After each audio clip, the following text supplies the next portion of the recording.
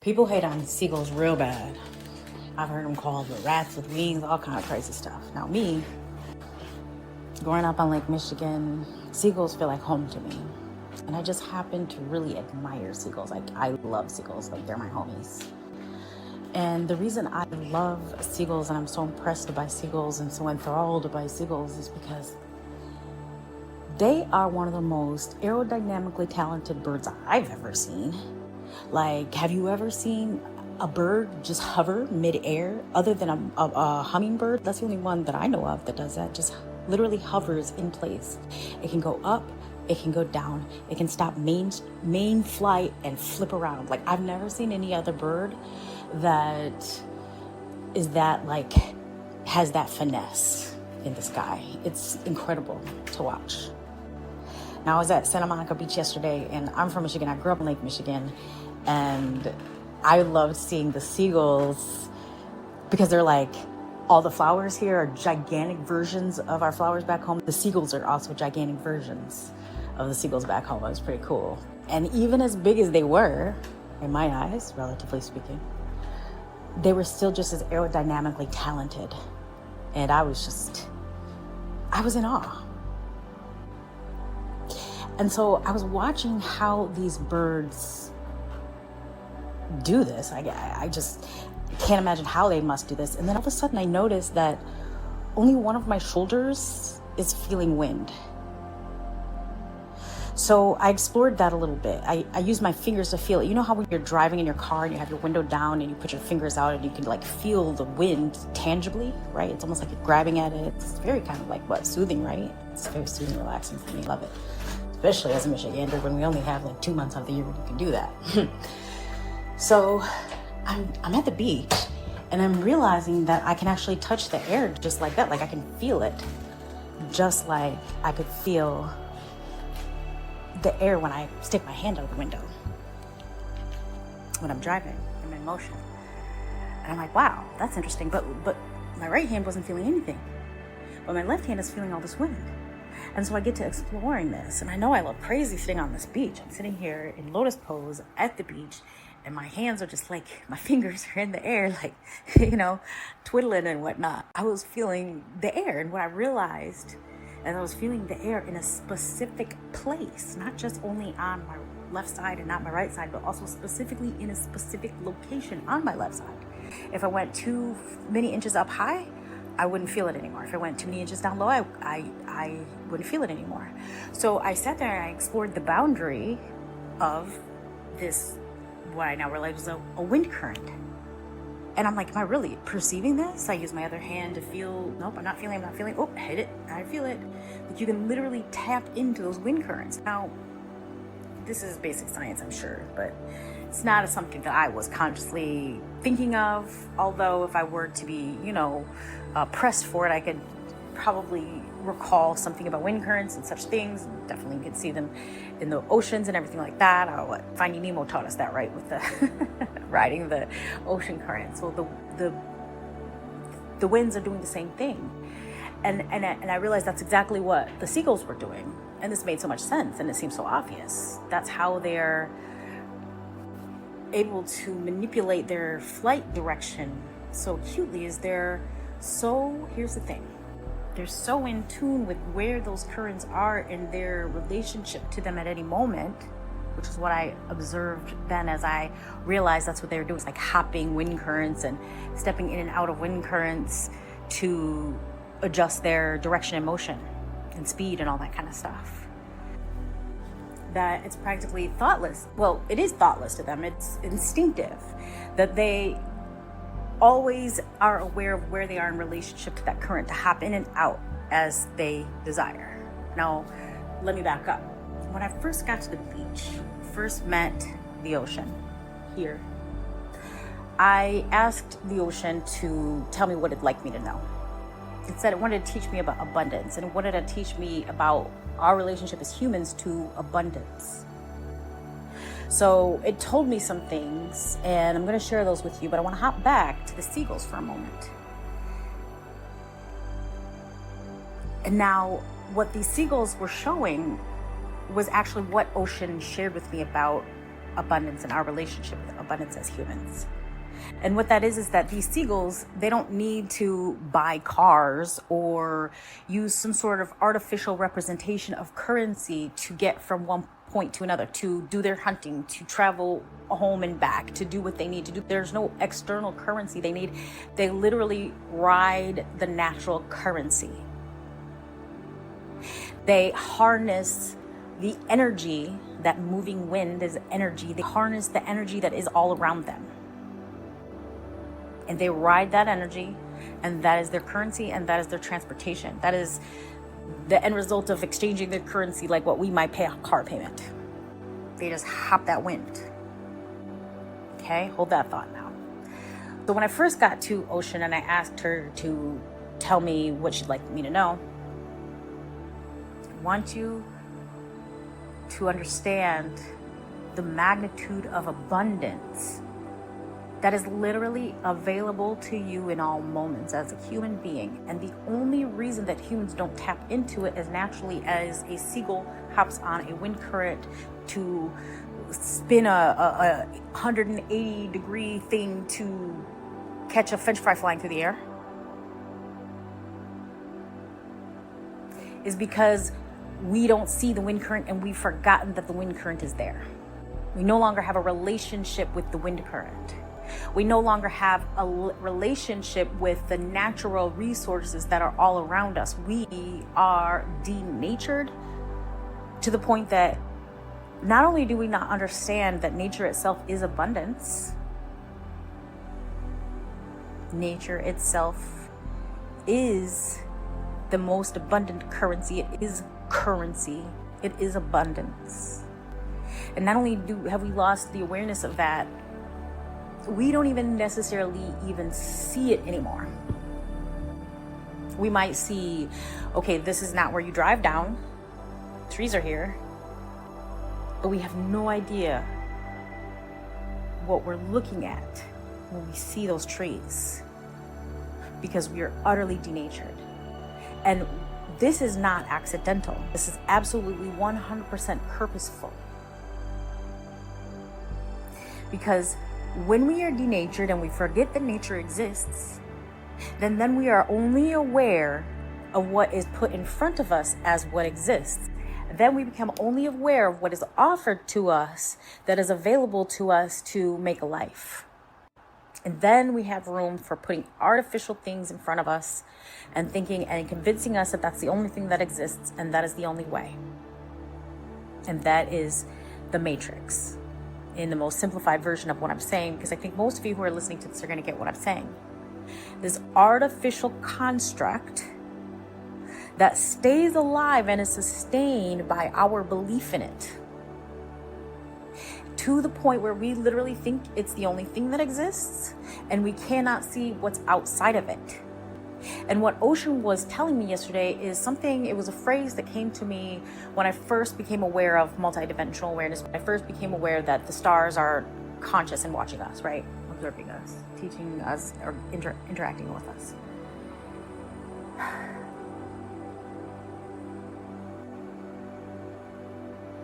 I used to ask this question: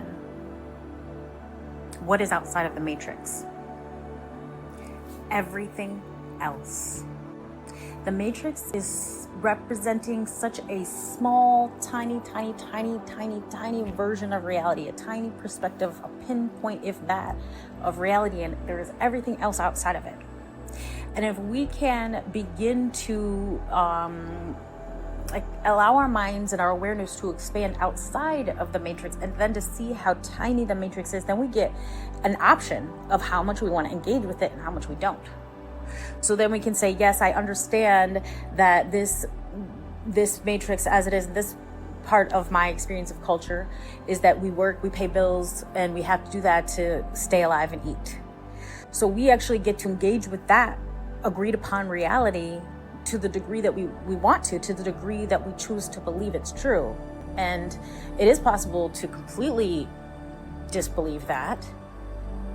For some people, if that's what their choice is, that can be possible and they can make a life outside of it.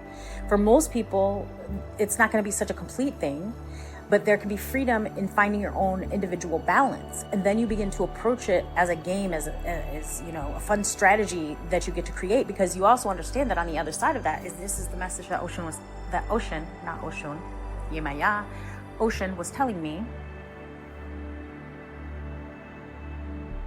is that there is literally nothing but abundance. And all we have to do is see it, first, and then understand how we can engage with it, how we can relate with it in order for it to sustain us. Just like the seagull knows how to ride the current to live its life. It's really all it is. And now here's the thing. It's all about relationship. There is no other currency in reality other than relationship. And what I mean by that, I'm taking it down to the barest essential primals when I say currency. And when I say currency, I want you to think about a current moving, because that's what it is. It's movement. At its basic, most essential, currency is movement. And so at the basic, most essential aspect of existence is movement, and that is relationship. There cannot be movement if everything is all one. The choice to differentiate into many is for the purpose of movement. The movement didn't happen before the choice to differentiate, to experience itself against itself. And that is the thing that makes it move and makes it alive. That is the thing that makes us alive. It's the movement, the interrelatedness of all the things. So it's the relationship of the seagull and the wind. I'm speaking in lots of really kind of abstract concepts, but it's just as practical as that. What is a seagull's relationship to the wind? So I'm sitting here at this ocean, like literally, that is power itself, and it's there in this huge, massive abundance that we can't even conceive of. And if we wanted to, we could explore how to relate with the ocean in such a way that it actually sustains our entire existence. That is a possibility. That is an option. This is a choice that is available to us. We could do the same thing with the wind current. We could relate with that wind current in such a way that it actually produces the abundance that we might desire to live a beautiful, thriving, flowing, aligned life. All of these things are literally around us at all times. Our plots of yard, all of these things. We can't get away from the abundance. That's what Ocean really wanted me to know, is that you can't actually get away from the abundance. Humans can't avoid abundance except to not be aware of it. That's the only way. It's the only way. And then again, obviously it's just an illusion. It's literally just an illusion. We just aren't seeing it. It's right there in front of us, but we're not seeing it.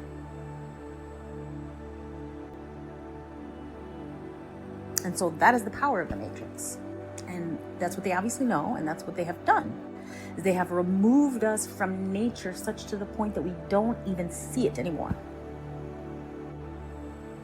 Because if we did, we would see, okay, this is a comical example, but we would see a forest as dollar bills. We wouldn't, because the dollar bills are the artificial representation of the currency that we have only now agreed upon because of our separation from nature, to be quite honest, especially at the level that we've agreed to it.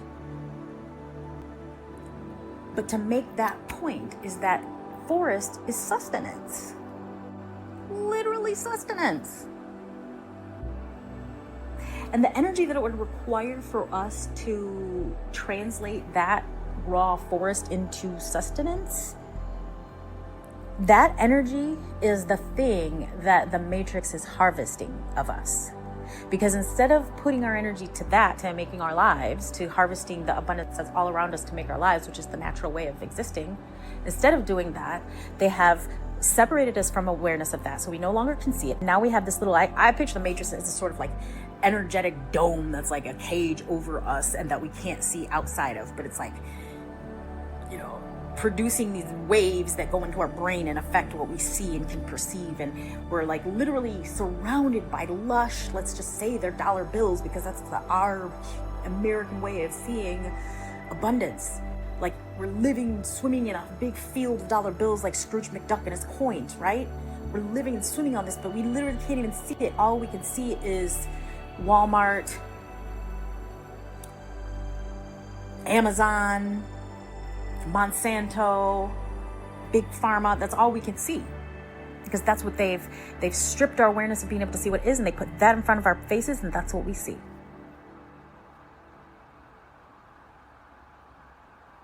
That is the only reason.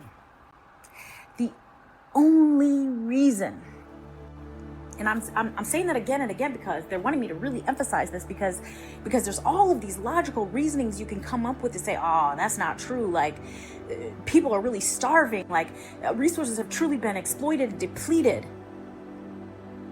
And there's validity to what you're saying. That's real too. But it's not all the way real. Because even despite those things being true, we still are literally swimming in coins, and we just don't see it. We just don't realize it. So, Ocean wanted to offer that as a woosah, yeah, to you and to whoever is hearing this, that the pathway to aligning with the abundance that you desire is not by figuring out, this is actually one of the absolute key points that Ocean was making that I absolutely need to bring home. And this is somewhat of a different point, but it's all part of it. Okay, so the other thing is that where I was going with this is that we don't need to meet abundance. We don't need to accumulate all of these things, whether it's knowledge or tools or whatever thing we're trying to seek in the external to bring inside that we think is going to qualify us for the abundance that we desire. That's not the truth of it. That's the lie of the matrix. That's the program, right? To harvest us as batteries. The truth of it is that everything we need to draw and experience abundance is literally already within us. The seagull doesn't need to do anything except maybe practice when it's young to learn how to harness the power of the wind to get from point A to point B, to hunt for its food, to feed itself. It doesn't have to it doesn't need to collect a bunch of things or tools or uniforms or crystals or anything. It literally just has to be who it is. It just has to be what it is. And trust in its own innate design. We are literally built the same way, and the only reason that same design hasn't resulted in our individual, everybody's abundance and no lack or no scarcity is because of this false matrix that's in place instead. That's literally the only reason. So that's the other key point that Ocean wants us to understand, is that we don't need to do anything. We don't need to figure anything out. We don't need to go find the best information. We literally just have to be what we're designed to be. And here's the reason, is because there is no actual separation between us and nature. There's no actual separation between us and the abundance of what nature is. We are an expression of the abundance of what nature is. We are abundance itself. We are an expression of abundance. We are an expression of abundance. We are an expression of abundance.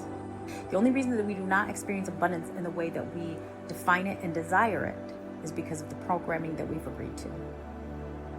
That is literally designed to harvest us as batteries.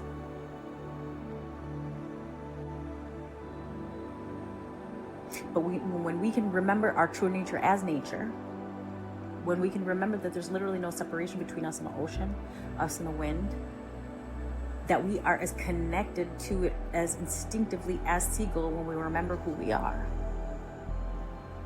And then we don't even need to, I'm seeing this huddle of these seagulls fighting over this bag of food they can't get open.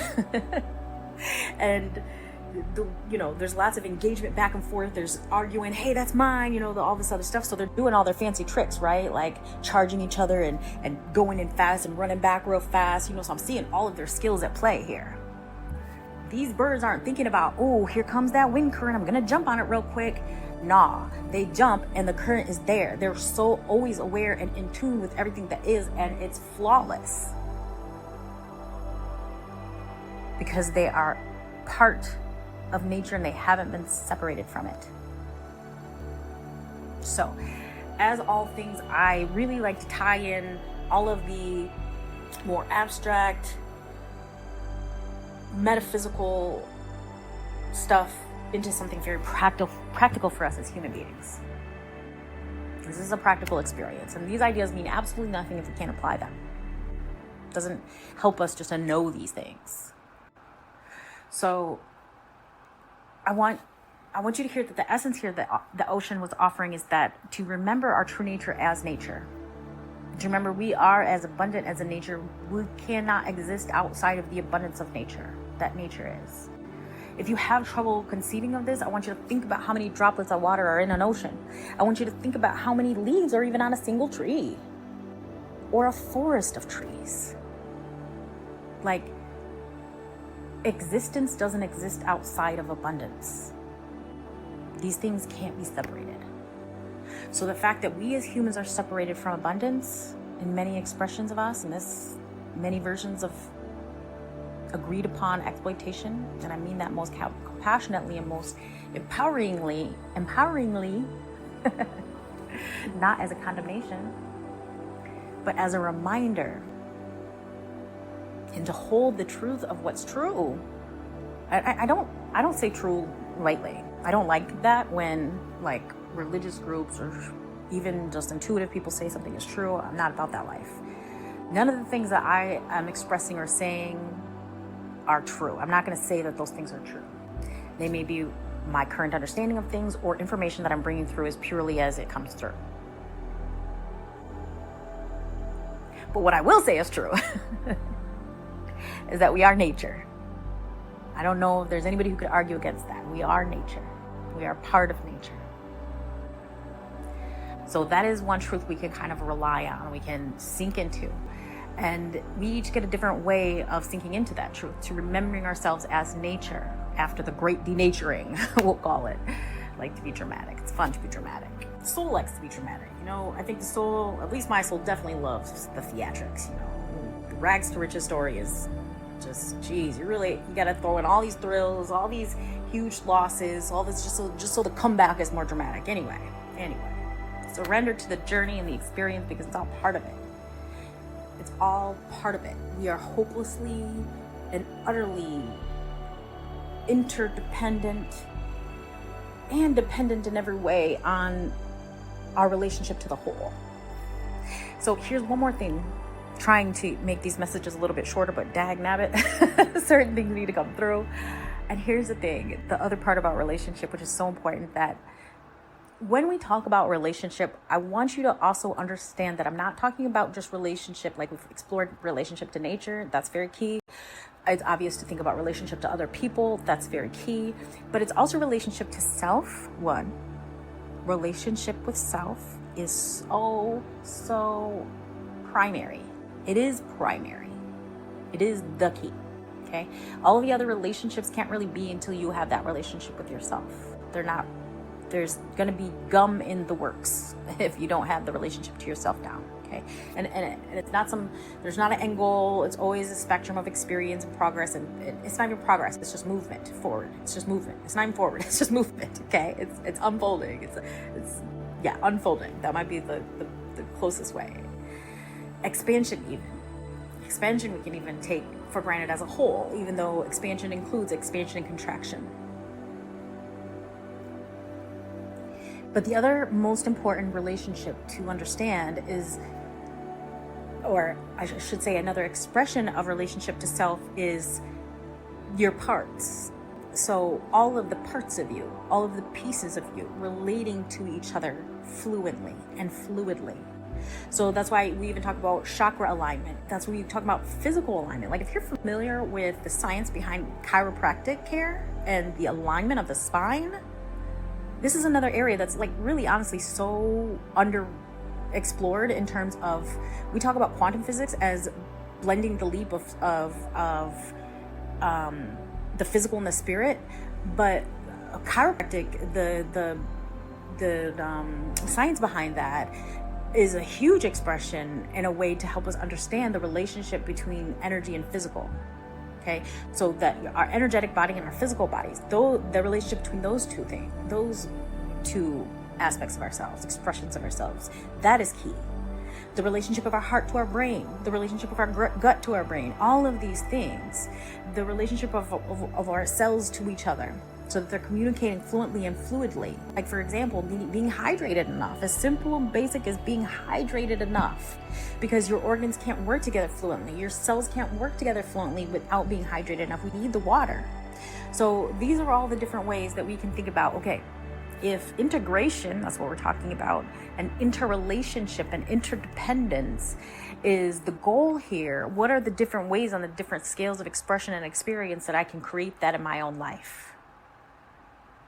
Maybe that's a lot of words or a high level way of explaining or bringing you to this question of, how do I get more connected with myself and everything around me? We've already even said drinking water is one of them. That's like one of the easiest things to do. Making sure you're always hydrated. Movement, physical practices, walking outdoors, that kills like 1,000 birds with one stone. You're connecting with nature, you're outdoors, you're physically moving, that's huge, and so much more. If anybody, I mean, I'm sure most people listening are going to understand walking outdoors is like pretty much the magic pill for all the things. So it's not this big complicated thing. Spending time in nature, observing nature, lighting a candle every day, observing the flame, asking yourself, truly asking yourself, who am I? And then listening for the response. Connecting with your heart, doing tones that activate your heart energy, incorporating a gratitude practice every day. All of these things go toward integrating yourself with yourself and all the parts of yourself and yourself with everything around you. It's basically, interlocking your inner systems with the outer systems you're a part of. And this is how you tap back into being one with nature, to being who you are. And when you lock back in with nature, the abundance flows. How many fish are in the ocean? Abundance flows. Period. That's all we need to bring through today. Thanks for listening. 1.